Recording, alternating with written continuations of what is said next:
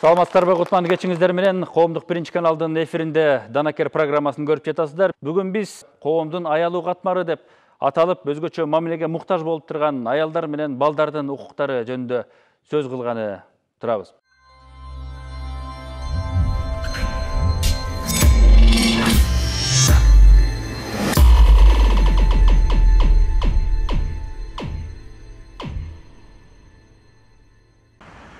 Өлкөбүздөгү акыркы статистикалык маалыматтарга таяна турган болсок, баардык жерде аялдарга жана балдарга жасалган зордук зомбулуктун өсүп жатканын көрөбүз. Тилекке каршы бизде мыйзамдар толук кандуу иштебегендиктен зомбулуктун бул түрү кадыресе жашоо образга айланып бараткандай. Андыктан зомбулукка кабылган аялдарга мамлекет тарабынан бериле турган жардамдардын санына эмес, сапатына көңүл буруу мезгил талабы болуп турат. Эң биринчи маселе бул деген жана адвокаттардын бекер жардам берген адвокаттардын жетишпестиги да.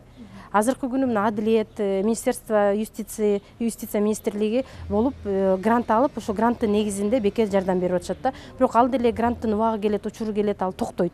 Ал делечи. Анан албетте эч ким уже бекер жардамды бербей калат. Ошондуктан мамлекет деген ошону ойлонуп, бекер жардамдарды бергенге аракет кылыш керек. Аялдар арасындагы көйгөй жараткан маселелердин дагы бири нике күбөлүгү жоктуруп турмушка чыгып жаткандыгы. Демек, мындай көрүнүш айымдардын убагында укугунун толук кандуу корголбой калышына бирден бир себеп. Кыз келиндер деген турмушка чыккандан кийин нике күбөлүгүн алышпайт да.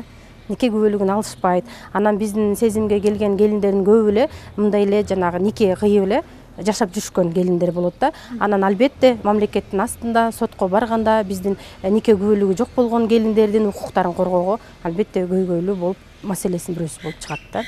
Зордук зомбулукка кабылгандардын экинчи сабында жаш балдар турат. Өзгөчө өз жанын өзү кыйган жаш өспүрүмдөрдүн саны бул жылы бир топ өстү. Мындай учурда мектеп менен ата-эненин биргелешип иш алып баруусу абдан маанилүү. Мектептерде дагы социальный психологдор жакшы даярдап, ошо балдар менен сүйлөшүп, үй бүлөдө эгерде ата-эне ошондой бир нерсени көрүп кала турган болсо, албетте алар балдар менен ачык сүйлөшүш керек.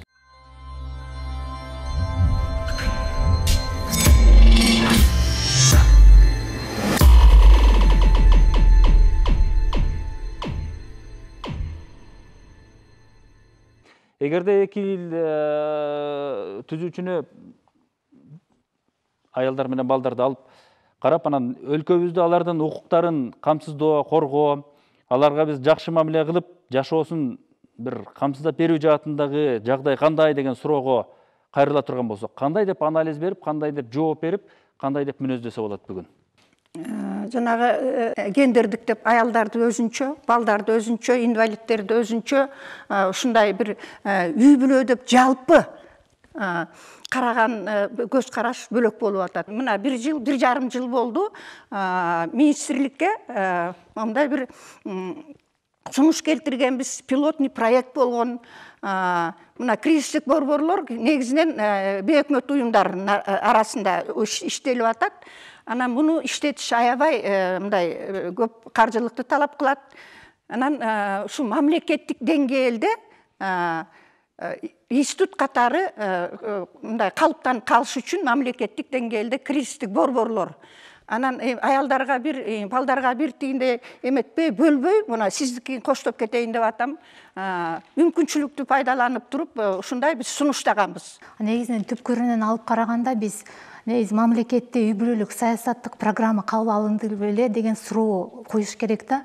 Эгемендүүлүктү алганда бери бизде негизинен өзүнчө алынган жаштарга карата, балдарга жаңымуун, аялзат, бирок толугу менен үй бүлө комплекстүү түрдө каралган бир да программа кабыл алынган эмес биздин мамлекетибизде. Бул саясий тараптан алганда. Структуралык түзүмдөрдөн алганда бир нече жолу реформа болгон, чоң реформалар 2006, 2009, анан 2011. 2011 жылы вот акыркы реформадан кийин негизи үй бүлөнү колдоо институту жоюлганда, бул райгос администрациялар алдында отделдер, алар министрликке өтүп, азыркы социалдык өнүктүрүү министрлигине өтүп кетишкен. Бирок алар реформадан кийин биз ювеналдык юстиция системасына өттүк, мурунку системадан башка өзгөрдүк да. Анан негизинен азыр карап отурсак, социалдык өнүгүү министрлигинин жобосунда мисалы үчүн үй бүлө институтун чыңдоо бекемдөө тууралуу бир да сөз жок. Мен азыр эле мына карап чыктым мыйзамдарды. Эгерде биз мамлекеттик бир да структура үй бүлө институтун чыңдабаса, эчтеке боло албайт. Себеби деген үй бүлө эмнеден түзүлөт? Бала эмнеден туулат? Аял менен эркектин ортосундагы мамиледен бала төрөлөт. Анан кийин аялдар менен балдар зомбулукка кабылганда эркекти күнөөлөшөт. Бирок бул суроону дагы көтөрүш керек. Эркектер эмне үчүн мындай зомбулукка барышат? Эмне себептен деген суроолор келип чыгат да, ошондуктан бул суроону комплекстүү карашыбыз керек. Бири-бирибизди күнөөлөбөй чечиш керек бул суроолорду. Саламатсыздарбы? Буга чейин үй бүлөнү жана балдарды коргоо тууралуу программа жок деп жатасыздар. Буга чейин 2012 жылдан 15 жылдарга чейин энеликти жана балалыкты коргоо программасы иштеп келген. Бүгүнкү күндө 2016-22 жылдарга карата энеликти, балдарды жана үй бүлөнү коргоо комплекстүү программасы иштелип жатат министрлик тараптан. Бүгүнкү күндө иштеп жатабыз. Ошондой эле сиз айтып кетпедиңизби, министрлик балдарга эле же болбосо аялдарга же болбосо энелерге же болбосо ден соолугунун мүмкүнчүлүгү чектелген гана балдарга өзүнчө борборлорду түзүп жатат депчи. Эмгек жана социалдык өнүгүү министрлиги бүгүнкү күндө мамлекеттик социалдык заказ жөнүндө законго ылайык Кыргыз Республикасынын коммерциялык эмес уюмдардын кызматын сатып алып, бүгүнкү күндө борборлорду түзүп жатат. Бул борборлор, мисалы үчүн, үй бүлө тибиндеги борборлор бар. Бул турмуштук оор кырдаалга кабылган үй бүлөлөрдү жана балдарга жардам көрсөтүүчү борборлор бар. Бул мамлекеттик каражатка бул мамлекет тарабынан каржыланат. Бирок ошо коммерциялык эмес уюм жүзөгө ашырат, анан убакыттын өтүшү менен ошо жергиликтүү бийликке өткөрүлүп берет ошо каржылоо. Ошол жергиликтүү бийликтин балансына өткөрүлүп берилет ошо борборлор. Эл өкүлү катары сиз ушул сунуш менен болуп аткан ишти кандай деп баалайсыз? Бул маселе боюнча биздин баш мыйзамыбызда, Конституцияда так жазылган. Балдар жөнүндө өзүнчө 16 беренеде так жазылган. Бул мамлекет үчүн, коом үчүн приоритет деп жазылган. Андан кийин биз Кыргыз Республикасы көптөгөн эл аралык келишимдерге биз кошулганбыз. Ооба мамлекет үчүн, Кыргызстан үчүн адам укуктары, балдардын укуктары эң маанилүү, приоритеттүү деген. Ошон үчүн мен ойлойм, баягы мыйзамды карасак, бүт мыйзамдар бар. Экинчи бул ушу мыйзамдардын аткарылышы. Өзүңөр жакшы билесиңер, ар бир мыйзам декларативдүү болуш үчүн баягы каражат менен подкрепление болсо, ошондо ишке ашат. Биз мына эже айтып атпайбы, зомбулук боюнча, кризистик центрлер боюнча. Биз чындыгында бул маселени көтөрөбүз. Бир кандайдыр бир 5-6 ай мондай бир волна обсуждение болот, ошо менен акча жок, бюджеттен акча каралбай токтоп калат. Мен ойлойм, ушул система комплексно болуш үчүн бул мыйзамдардын аткарылышы, мыйзамдар каражат жагынан подкрепление сөзсүз болуш керек. Биз азыр айтып атпайбыз, аялдар менен балдар жөнүндө сөз кылганда биз үй бүлөгө байлап, анан комплекстүү карайлы депчи.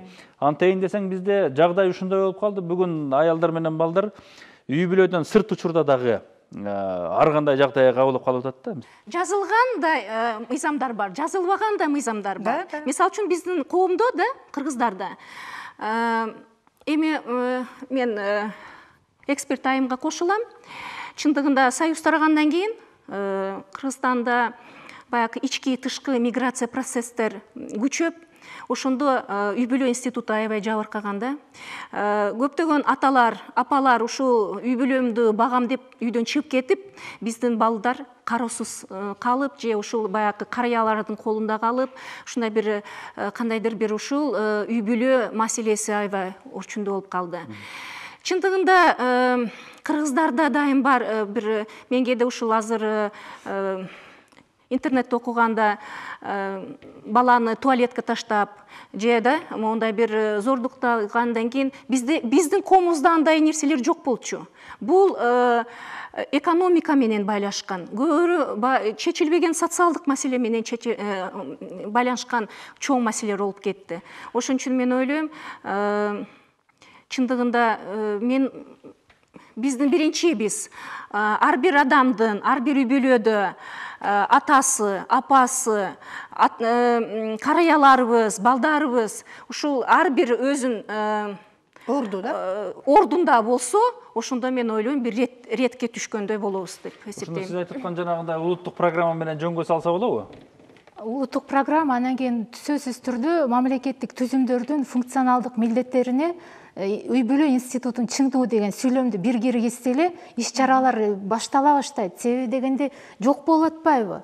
Эч бирөөндө үй бүлө институтун оор кырдаалга туш келген үй бүлө гана жазылып турат да, жоболордочу бүт. Оор кырдаалга келет, биз өрт өчүргүч эле болуп калдык да мамлекеттик органдар. Алдын ала эмне үй бүлө түзүлгөндө биз деген жаш балдарды мисалы үчүн карым ортосундагы мамилелерге үйрөнүш керек да, эң биринчи психологиялык мамилеге үйрөтүш керек да. Аял менен эркек кантип мамилесин өзү туура мындай ишке ашыра алат.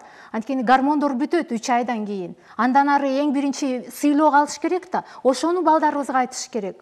Стратегияны жазып коюп, закондорду кабыл алып коюп эле аны менен иш бүтпөйт экен. Анан эгерде акчабыз качан болот деп отура берсек, бул акча эртең эле болуп калбайт экен да.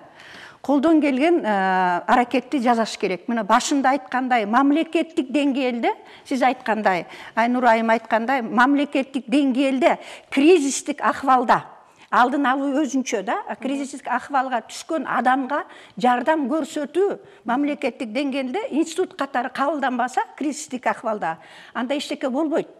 Кагазга стратегияны жазып коебуз, бүт баарын кабыл алып коебуз, жанагындай сөздөрдү кошуп коебуз. 20 жылдан бери аялдар жылы, балдар жылы жанагындай өчүргүчтөй эле болуп калат да. Мына бүгүн эмне кылабыз, эртең эмне кылабыз деп жанагындай бир комплекстүү түрдө иш башташ керек. Ушундай бир уюмдар түзүлбөсө, жөн эле мындай мына азыр Министерство юстиции жакшы, бирок ошончо дагы адилет коому менен бейөкмөткө акча берип туруп мамлекет эметип атат. Биз дагы ошону сунуштаганбыз өнүгүү министрлигине. Ушундай кылалы, комплексно иштейли дегенбиз да.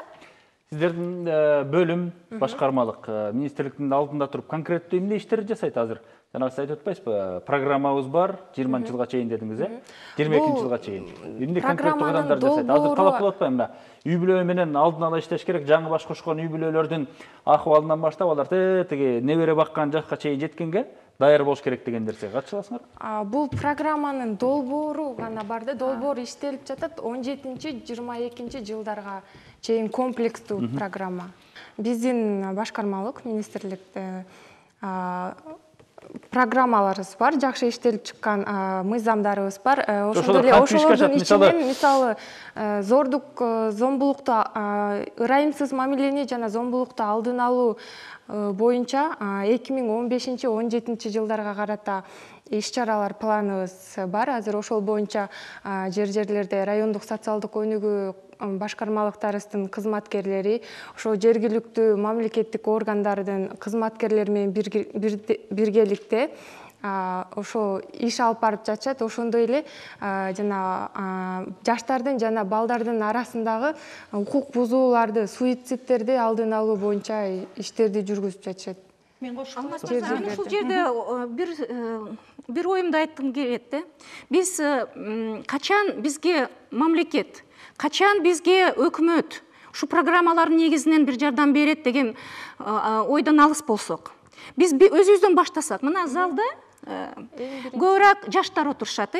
Мына турмушка да, үй бүлөгө никени биз баш мыйзамыбызда да жазылган, нике, ар бир нике мамлекеттик каттоодон өтүш керек депчи.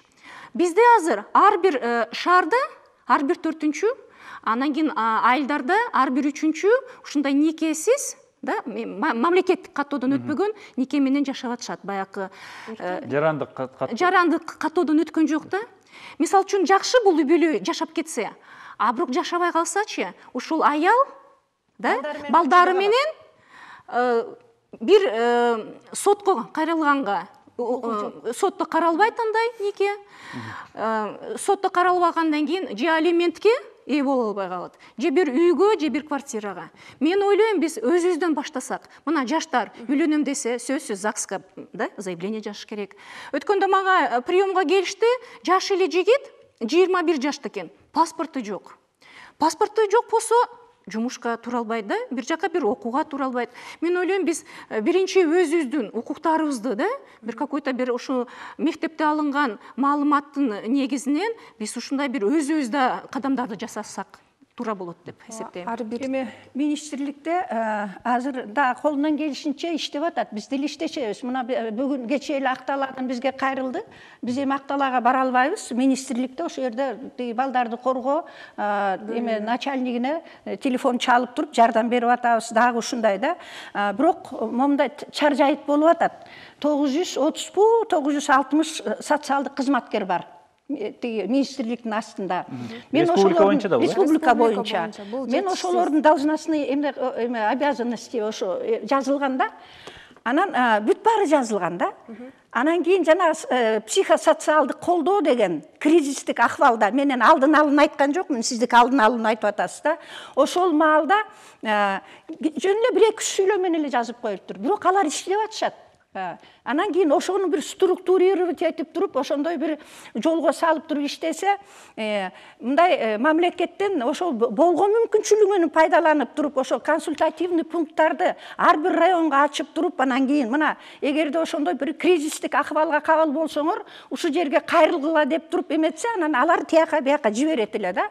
Анан кийин качан акча болот, анан качан грант болот деп отура берсек, мына бүгүн эртең ушундай башташ керек. Бирин эки кылбай, мамлекеттик деңгээлде буга саясий эрк керек. Бизде ар бир республика боюнча райондордо 59 башкармалыбыз бар. Ошо 59 башкармалыкта үй-бүлөн жана балдарды коргоо бөлүмдөрү бар. Ошол жакта 3төн специалист адистерибиз бар. Бул 3 адис бир районго жетишпейт. Мисалы үчүн бир райондо 30 айыл бар болушу мүмкүн, 20 айыл бар болушу мүмкүн. Ошол 20 айылга бул 3 специалист эч кандай жетишпейт да. Жок, эгерде ошол эле эки адисти деп биз мондай бир каалообузду айтканбыз, жазуу түрүндө да бергенбиз.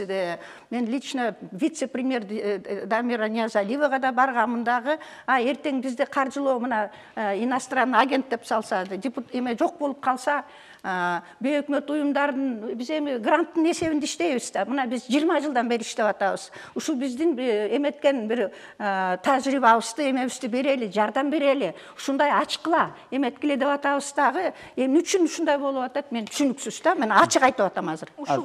Ушул жерде дагы бир мыйзамды айтып койсом, мамлекет, мына сиз бейөкмөт уюмдардын ишин айтып атасыз. Эже, мамлекет атайын бир мыйзам бар. О гарантированной государственной юридической консультации, помощи. Бул акысыз берилет. Мен ойлойм, ошо өткөндө мен бир изилдөөнү окусам, бул маселе боюнча мен ойлойм, мына жаштардын ичинде изилдөөлөрдү жүргүзсө, 86% жаштардын мен эч каяка кайрылбайм, мындай бир трудный жизненный ситуацияга түшүп калса, мен эч каяка кайрылбайм дейт. Анын ичинде бир 5% ушу аксакалдарга, айылдарда баягы аксакалдардын соту бар, 5% мен эмеге милицияга кайрылам дешти, но көбү эч каяка кайрылбайм деген. Билбейт да. Билбейт. Бул маалыматы жок. Мындай мыйзамдар бар. Мамлекет тарабынан ушундай бир көмөк көрсөтө турган чаралар каралган деген маалымат жок болот. Бирок азыр жана башында айтпадыкпы? Юстиция министрлиги ушу коомдук уюмдар менен грант алып туруп, азыр эме акысыз юридикалык кызмат деп айтып атат. Ошондо дагы адилет коомдук уюм аларды каржылап туруп, мамлекеттик деңгээлде. Биз деле ошону суранып атабыз. Жана сиз айтып кетпедиңизби, мыйзамдардын баардыгы жазылып турат, база түзүлүп калды, бирок ошол иштебей атат деген нерсечи. Биз азыр ошол мыйзамдарды так орунду, анан убагында иштетүү менен дагы таасир эте алабыз да бугача. Себеби жанагынтип мыйзамсыз аракетке барган адам убагында жазасын алып атса, укугумду коргошум керек болуп калды деген айым барып убагында укугун коргогонго шартын билсе, колдонуп атса, корголуп атса, анан коом бири-бирин түздөйбү деген нерсе да. Ошо жетишүү мүмкүнчүлүгү барбы азыр бизде? Бул баягы биз башынан эле баарыбыз бир эле пикирдебиз, система болуш керек, туурабы? Ушул системанын ичинде азыркы учурда жергиликтүү бийликтин абдан мааниси, мындай роли чоң да. Мына мисалы үчүн биз азыр Кыргызстанда 2 тепкичтүү бюджетке өттүк, туурабы? Биз өткөндө бир топ пакет мыйзамдарды, мыйзам долбоорлорду колдоп, жергиликтүү бийликтеги, жергиликтүү кеңештерде алардын колунда жергиликтүү бюджет, алар өздөрү приоритет коюшат. Мисалы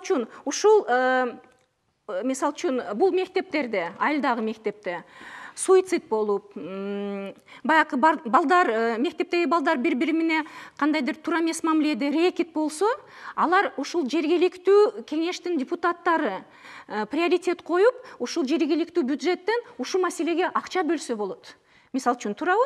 Же бир участковыйды коп коёбу, же психологду ушул мектептерде коёбу, же врачтарды коет. То есть өздөрү приоритет коет. Мен ойлойм, азыркы система ушул баягы борбордогу органдар, бул жогорку кеңеш, өкмөт, биз негизги өзү саясатты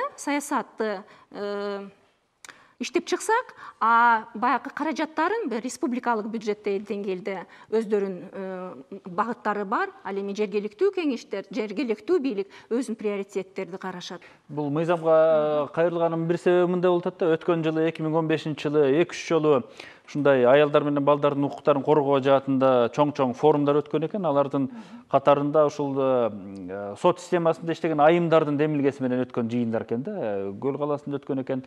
Ошол жерде ошол айымдар айтып атат, аялдар менен балдардын укуктарын сот органдарында коргоодо бир топ чектөөлөр, мүчүлүштүктөр, кыйынчылыктар бар дейт да. Эгерде укугу корголбой калса, эми үчүн дегенде аябай кыйын, адвокат алыш керек. Анан кийин 1 жыл, 2 жыл, 3 жылга созулат. Мына биз дагы ошо жактап атканда биздин алыбыз келбей, мүмкүнчүлүк келбей, дагы элге кайрылып адвокат керек дейбиз. Анан кийин жанагындай укугу тебеленген адам же каржысы жок, же эчтекеси жок. Азыр мына мамлекеттик түрдө гранттын эсебинен Министерство юстиция ачып атат дейт да. Анан кийин эл ишенбей калат ошого да. Эгерде мына мен Айнуру депутат айымга кошулам, ар бир жаран өзү мындай укугун коргогонго мындай бир аракет кылыш керек да. Анан бизде эгерде өзү аракет кылбаса, бардык жерге барыш керек. Анан кийин мына бизде көптөгөн бейөкмөт уюмдар бар, семинар, тренинг тиңдемде өткөрөбүз, укук коргоочу дейбиз да, кечирип коюшсун, бирок укукка коргоого келгенде биз кайрылабыз, жардам бергилечи, биздин алыбыз жетпей атат дегенде жок болуп кыйналып калабыз да. Анан ошонун негизинде элдер ишенбейт. Тигини зордуктап кетсе деле, мына эмеден жогорку сотко мен катышкам. Ушул зордуктоо болуптур, экспертиза өткөн, баары болгон да. Анан биринчи жолу болуптур деп туруп, анан кийин аны чыгарып коюптур, 3 жыл мындай шарттуу түрдө жырга ойноп жүрөт. Тиги кыз болсо ушу суицид жасап өлөм андан көрө, мына сен өзүң күнөөлүүсүң дептир да. Анан кийин жогорку сотко келгенде катыштык дагы мына жана тергөө, соттук иштердин бир тиги алешимдиги болуп атат да. Анан айттым, улуу сөздү уят жок, кечирип койгула, тиги 3 сот отурат да. Эмне дагы 5 кызды соттош керек, эме зордукташ керек бекен, муну бир кылмыш жообуна тартырыш үчүн. Ошон үчүн жалпы мына элибиз укугу бузулганда барчу жерине барып өзүнүн менин укугум тебеленип атат деп эметпесе, анан элдер ойлойт да, баары бир болбойт экен. Ар ким өзүнүн башы менен өзү жүрөт болот экен. Менин акчам жок, эчтекем жок, анан тигил бай болот, анан ал тиги чыгып кетет.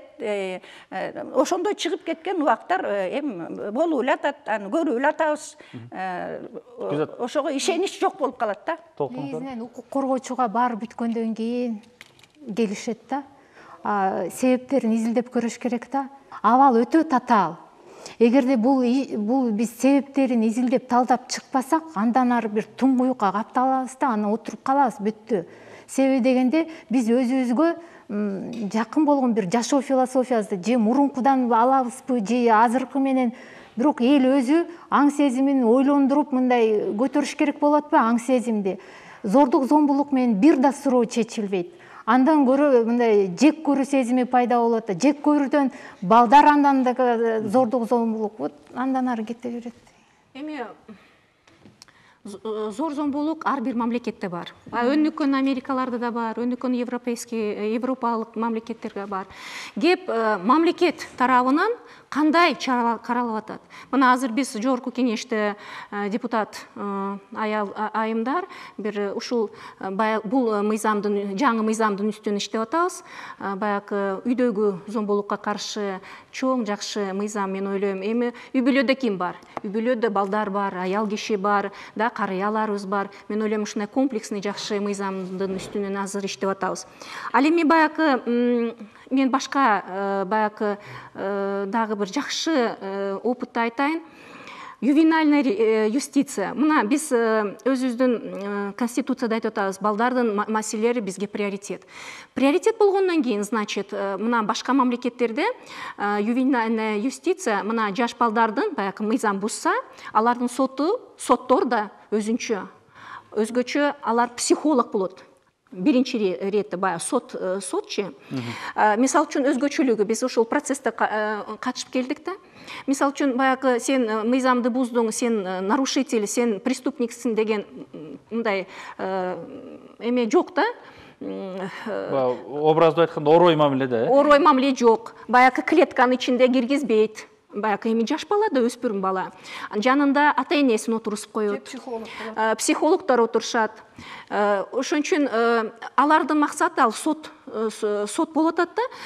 Көрүнүп турат, сот максаты баягы бул баланы кесип, канча бир 3-4 жылга кесип отурусуп койгондо максат анда эмес. Бул бала сотто аң сезимин түшүнүш керек. Сен мыйзамды буздуң, сен ошого жоопкерчиликсиң деген ушундай бир туура багытта болот экен да. Биз жакшы билебиз да, баланы абакка алып киргенден кийин СИЗОго отурабы, түрмөгө отурабы абакта, 3-4 жылдан кийин бузулат, турабы ал бала. Андан чоң башка кылмыш менен кирген. Исправительный колония дейт да. Ошон үчүн мен ойлойм, бир ювенальный юстицияга биз дагы ушул багытта дагы иштеш керекпиз. Статистикалык маалыматка кайрылсак, бул социалдык оорулар деген бар да. Бул алкоголизм, баңгелик, туберкулез, психикалык оорулар да. Кумарпоздук. Негизинен бул ооруга эң көбүнчө ошо эркектер чалдыгат экен да. Анан ошого чалдыккан, негизи чалдыгып анан үй бүлөгө зомбулук ошол жактан да келип чыгып атат да. Ошон үчүн бизге кайрылат. Ооба. Ошондуктан чыгып атабыз. Алкоголизмге мисалы үчүн алдын ала бүт иш-чараларды жүргүзүш керек да. Мисалы үчүнчү, эмне үчүн спирт ичимдиктерин дозасын айтыш керек. Мисалы үчүн канчага чейин ичсең болот, балдарга вообще азыр өсүп атышат, аларга кереги жок. Чоң кишилер стрессти башкача жол менен, спорт менен, сергек жашоо менен кетириш керек дегендей. Азыркы айтылып аткан сунуштар, коюлуп аткан маселелер жана сиз айтып аткан программага канчалык деңгээлде эске алынып атат? Азыр бул программа да бардык тараптан каралган, бул билим берүү жагы да каралган, бул жерде саламаттык сактоо жагы да каралган бул программада. Бардык комплекс маданият дагы каралган. Өткөндө биз дагы башка маселелерди козгоп атканда, мисалы жанагы майыптардын укуктарын коргоо боюнча маселеге кайрылганыбызды айтышты да. Муну бардык министрликтерге, тийиштүү комитет, агенттиктерге таасирдүү бир орган иштеп, анан кийин ушул биздин программаны ишке ашырмайынча эч ким бизди тоотпойт деген маселени айтышты. Себеби саламаттык сактоо министрлигине барсаң, алар бир шылтоосун айтып, сен баланча жерге бар дейт. Сиздердин министрликтерге барса, алар колунан келген жасайт да, бул колубуздан келбей калды, сен баланча жерге бар деп эле айланып жүрө беребиз дейт да. Канча жылдан бери биз ушинтип айланпада жүрөбүз. Маселебиздин бир 10% дагы чечилген жок, мына 20 жылдан бери күрөшкөндө дейт да. Ошондуктан мен айтып атпайм, жанагы сиздер кабыл алган программа, мисалы саламаттык сактоо жаатында, билим берүү жаатында, укук коргоо жаатында, мектепке чейинки жана тарбиялоочу билимдер жаатында, айыл өкмөттүк деңгээлде, алган канчалык деңгээлде күчүү болот дагы, милдеттүү болот да. Бул жерде бул программаны негизгесин биздин министрлик көзөмөлгө алат. Бирок бул программа ведомство аралык жумушчу топ аркылуу иштелип жатат. Ал жумушчу топто саламаттык сактоо министрлигинин өкүлү бар, билим берүү министрлигинин өкүлү бар, укук коргоо органдарынын өкүлдөрү бар. Бул программа ошо ар бир министрликтин өкүлдөрү ошо өздөрү кайсы жумушту алып бара ала турган болсо, ошолорду сунуштарын алып, милдеттерин алып, анан иштелип жатат. Социалдык заказ деп. Анан бир эле тиги мамлекет ушу министрликке берип коет. Эмне үчүн ошо тиги эгерде аткарганга мүмкүнчүлүк болбосо, бейөкмөт уюмдар бар, аякта потенциал бар. Жанагы министерство юстиции, анан кийин эмне көп министерствога ушуга тиешелүү ошолорго жанагындай бир каржыны бөлүп берсе, анан кийин биз аны аткарат элек да. Ошондо бир мындай партнерский проекттер болмок. Жалаң эле министерствога эметпей эле. Кошумчалап кетсем, бул мамлекеттик социалдык заказ жөнүндө законго ылайык бул бир гана биздин министрлик гана ишке ашырбайт. Бул жергиликтүү бийликтер да ушул жергиликтүү бийликтер өздөрүнүн бюджетинен карап, жергиликтүү бийликтер ишке ашырса болот. Ошо жеринде Мен бул маселе боюнча дайым өкмөттүн структурасы түзүлүп атканда биз өзгөчө ушул бул мындай сквозная проблема деп коебуз да. Аялдардын проблемасы, балдардын проблемасы, баягы мүмкүнчүлүгү жетпеген адамдарыбыз бар. Ошолорду атайын бир комитет болсо деп эсептейбиз. Анткени мына бир эле бүт багыттарды бир министрликке беришти. Мисалы үчүн эми капа болушпосун, коргоо министрлигинин өкүлү сиздерге мындай барабы барбайбы, башын ийеби ийбейби министр маселе да. МВДнын министри башы ийеби ийбейби деп ошон үчүн гендер маселеси ушундай калып кетет да. Биз сунуштаганбыз структурада өкмөттө атайын бир уполномоченный мамлекеттик орган болуш керек. Ушу аялдардын, балдардын бир өзүнчө орган болсо, ошол орган бүт министрликтерди тейлеп да, ушул маселеде мен ойлойм туура болот эле. Биз сунуш бергенибизде чындыгында азыр мүмкүнчүлүк жок түзгөнгө ал комитетти, комитет по равным возможностям деген биз сунуштаганбыз да.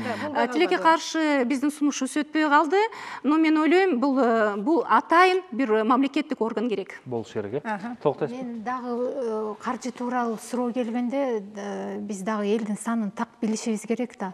Мына 2013-жылы Жогорку Кеңеш токтом кабыл алган, өкмөткө тапшырма берген да, демографиялык саясат боюнча концепция иштеп чыккыла депчи.